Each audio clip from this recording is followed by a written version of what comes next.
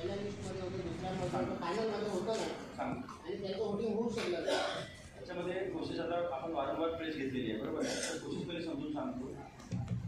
19 मध्ये लिस्ट झालं, त्याच्यानंतर प्रत्येक वर्षी आपण SSR करतो, समरी रिव्हिजन. त्याच्यामध्ये नवीन नावं ॲड करणे आणि 3 प्रकारच्या लोकांची नावं पण डिलीट करतो. त्याच्यामध्ये ASD ॲबसेंटी, म्हणजे तो व्यक्ती जे जातच त्याचं नाव आहे तो राहतच नाही.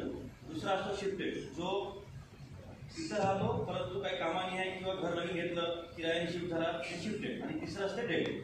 प्रत्येक वर्षी आपण नवीन पण ॲड करतो आणि ह्याच्या लोकांना डिलीट करतो. आणि त्याचं लिस्ट, प्रायमरी लिस्ट आपण जानेवारीमध्ये या वर्षीचं सांगतो. म्हणजे 2023 मध्ये आपण 2 वेळा SSR केला.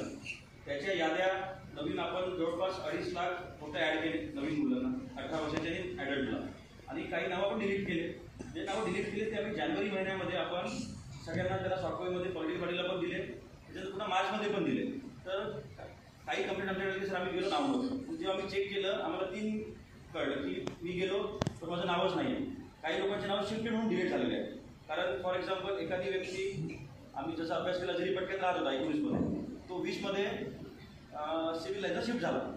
4 वर्षापासून आमचे बिरो तिकडे चालले की सर कुठे राहतो. तो म्हणताय की आम्ही शिफ्ट झालो, म्हणून त्याचं नाव आपण डिलीट केलं. दुसरं क्रायटेरिया होती की एकाच माणसाचं नाव 2 ठिकाणी होतं, तर आपण त्या 2 पैकी एका ठिकाणी नाव डिलीट केलं. असे लोक आमच्याकडे आले, आमचं नाव त्याला शोधून दिलं आम्ही, तुमचं इथं नाही नाव, इथं आहे. मग ते लोक जाऊन वोटिंग केले. तिसरं असं होतं की डेट वोटर झाले. आपण जवळपास 80,000 लोक जे डेट आहेत त्यांचे नाव डिलीट केलं. त्यामुळे आता काही लोकांनी याच्यामध्ये अपेक्षा अशी होती की जेव्हा जानेवारीमध्ये आम्ही लिस्ट लावली तेव्हा लोकांनी बघायला पाहिजे होतं. म्हणजे 1% जे लोकांची नावं नाही दिसली आता त्या लोकांनी बघितलं असतं तर आम्ही त्यांना मदत केली असती.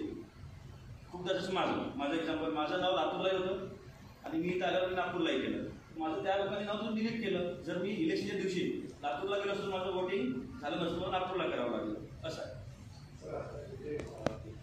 आता काही चिंता नाही आहे. असे जे लोक आहेत ज्यांना वाटते की माझं नाव इथं पाहिजे तर इथं झालं, त्यांनी फॉर्म 7 किंवा 8 करावा. ज्यांना वाटते की माझं नावच आहे त्यांनी फॉर्म नंबर 6 भरून घ्यावा.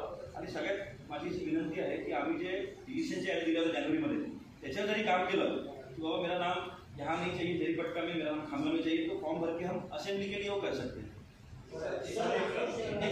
एखादा व्यक्ती समजा शिक्षणासाठी म्हणा की बाहेर नोकरीसाठी टेम्पररी जातो, पण त्याचा मतदारसंघ हाच होतो, त्याला आम्ही शिफ्ट नसते करायचं. पण जर ब्युरो तिथे गेला त्याला दिसला नाही तो नाव डिलीट करून टाकतो. पंचनामा विचारणं किती गरजेचं हे सांगतो. त्याच्या घराने सांगते साहेबांचा मुलगा शिफ्ट झाला, कारण पंचनामा केल्याशिवाय आणि पंचनामा 7 वर्षापर्यंत तुमचं नाव डिलीट करत नाही. आणि आजकाल आधी कसं होतं मॅन्युअली होतं, आता BLO ॲप नावाचा ॲप आलेला आहे. BLO जातो, ऑनलाईन अर्ज भरतो, पडोशी का पंचनामा करतो आणि त्याच्यानंतरच आपण डिलीट करतो.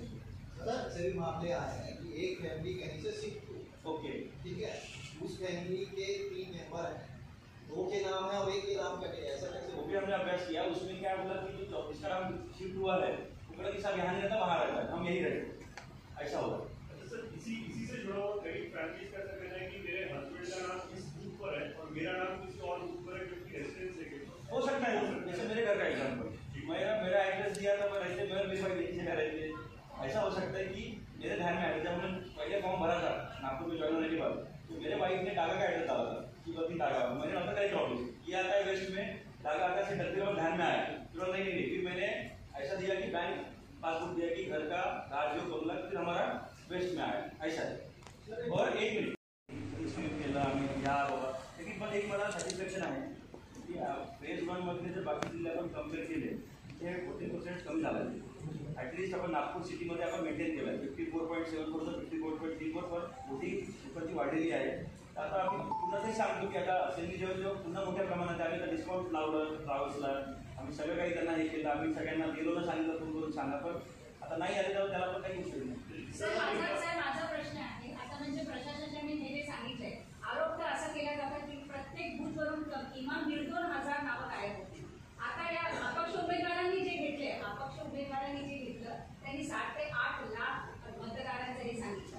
त्यांनी 2 आरोप केले. एक तर खूप पक्षपात झालाय, त्यांना रॅली किंवा सभा घेण्यासाठी सुद्धा परवानग्या वेळेवर मिळाल्या नाही.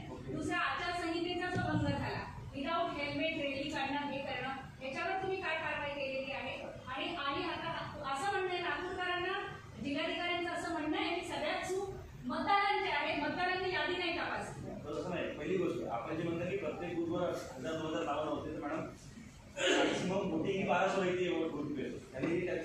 आहे की ते सांगतो एखादी पर्सनमध्ये अडचण राहू शकते, but we are there to solve the problem as a administration.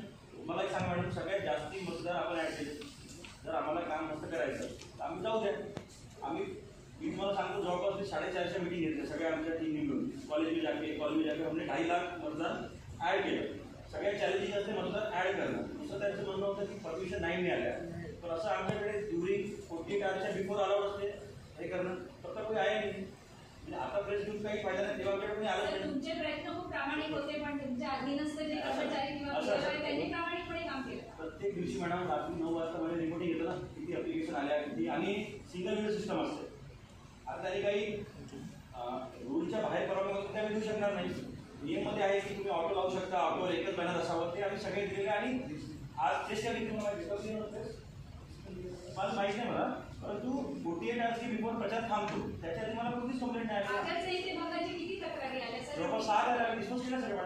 66 sir,